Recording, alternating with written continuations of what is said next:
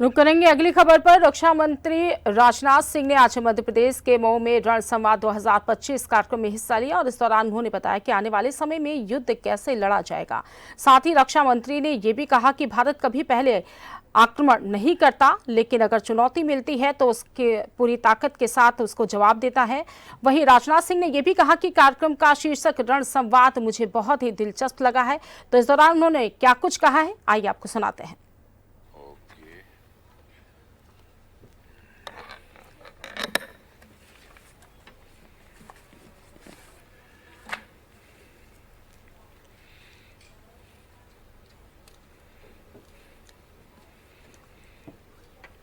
First time I am using disrespect.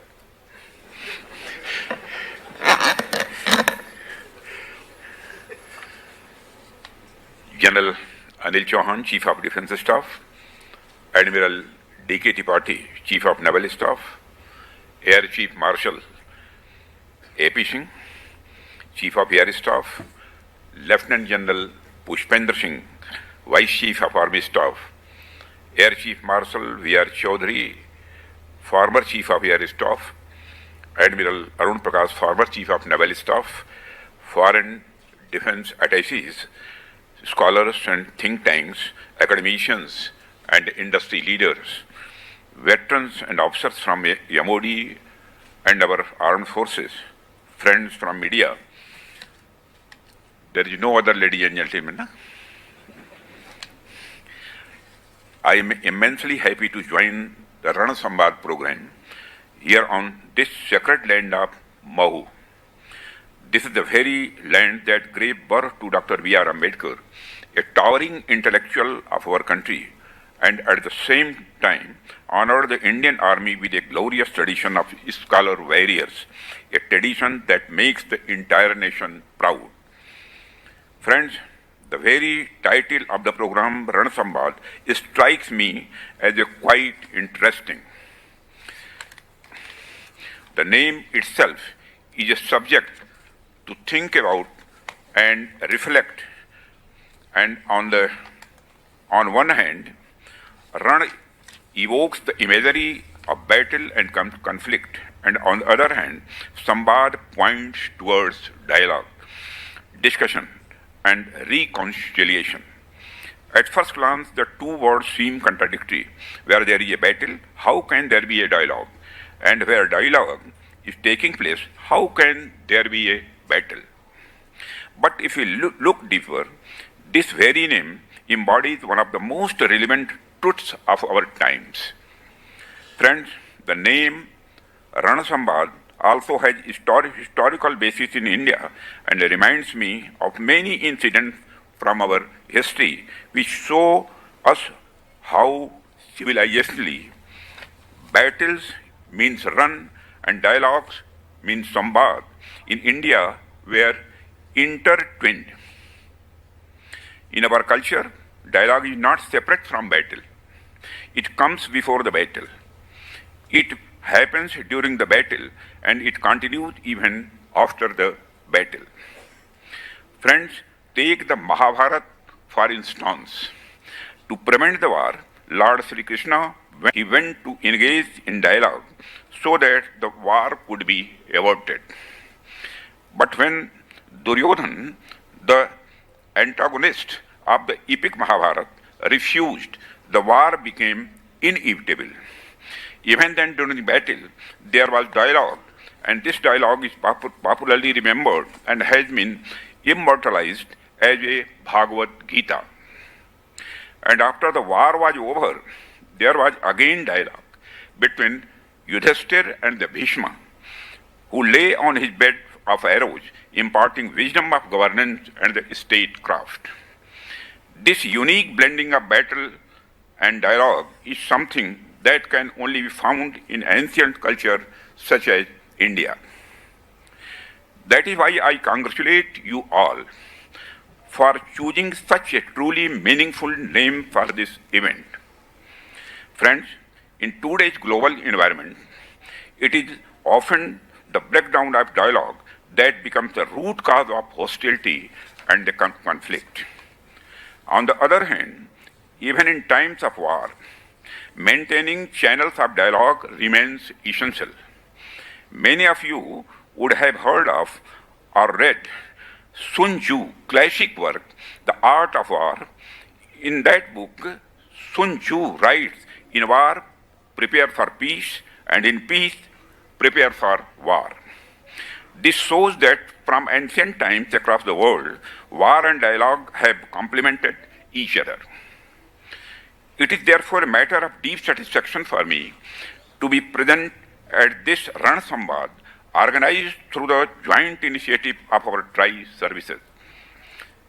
I am told this is the very first edition of the program, and for that I extend my heartfelt congratulations to the Chief of Defence Staff and all the three services chiefs and Lieutenant General Shahi, along with my best wishes for the future. Friends, when it comes to dialogue, our Indian philosophical thought accords dialogues a very high place. History bears witness that in our tradition, exchange of ideas and thoughts has never been confined merely to the realm of diplomacy, but has also been an integral part of our cultural development. I believe that today, Ran Samvad is not merely an academic exercise, but one that will further refine our strategic and diplomatic outlook. The thoughts and the conclusions emerging from this dialogue will not only strengthen our defense strategy, but also make a long-term contribution to the nation's overall security architecture and its path of development. Friends, as we begin our discussion on the Ran Samvad, I would like to start with the idea of Ran or battle itself. Since the dawn of civilization, war has been an inseparable part of the human society. And history bears witness to the fact that wars have always left behind devastating consequences. No matter the era or the geography, the outcome of war has invariably been destruction. The loss of human lives and the resources in war can never be justified. Friends, at the very outset, let me emphasize that India has never been a nation that seeks war. We have never initiated aggression against anyone. However, the present geopolitical reality is quite different.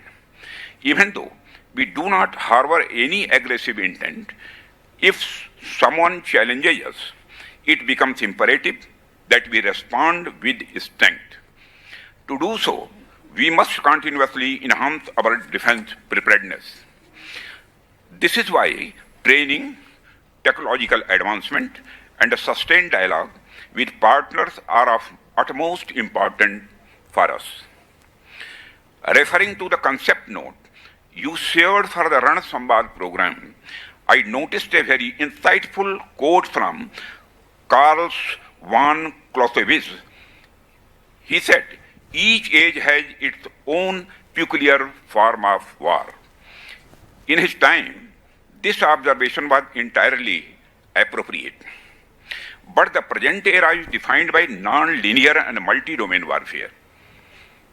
Today, there is no fixed system of war, no rigid doctrine that we can blindly rely upon. Hence, I would like to state, in the present age, there is no definite peculiar form of war.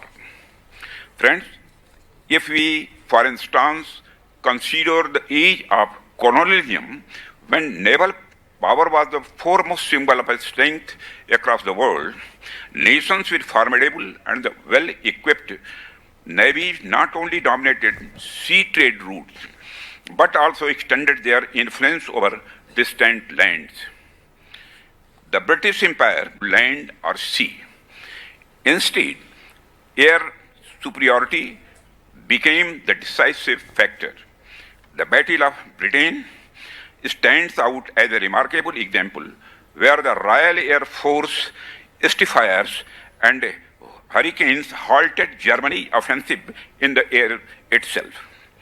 Since the 1950s, the importance of air power has continued to grow significantly. Friends, after the Second World War, the world entered a new phase, the Cold War